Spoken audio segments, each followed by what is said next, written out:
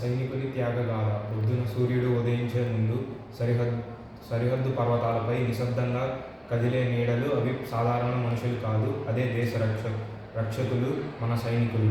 వారికి నిద్ర లేదు, భయం తెలియదు. వారి తల్లికి దూరంగా ఉన్న తల్లి మాతృభూమే.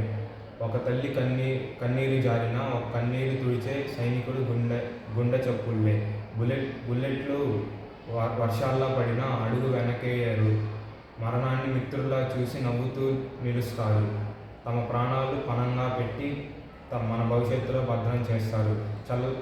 చలిగాలుల్లో గడ్డకట్టిన, వేడి మంటల్లో కాలిన దేశ రక్షణలో మాత్రం తగ్గిపోరు. వారి చేతి చెమటలే ఈ నేల సువాసన. వారి రక్తంతోనే జెండా రంగు.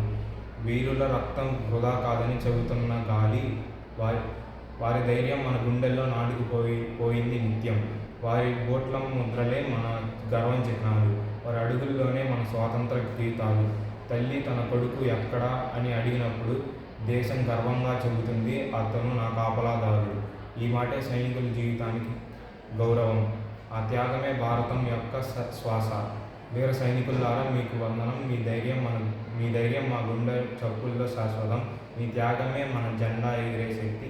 జై జవాన్, జై హింద్, జై భారత్ మాత.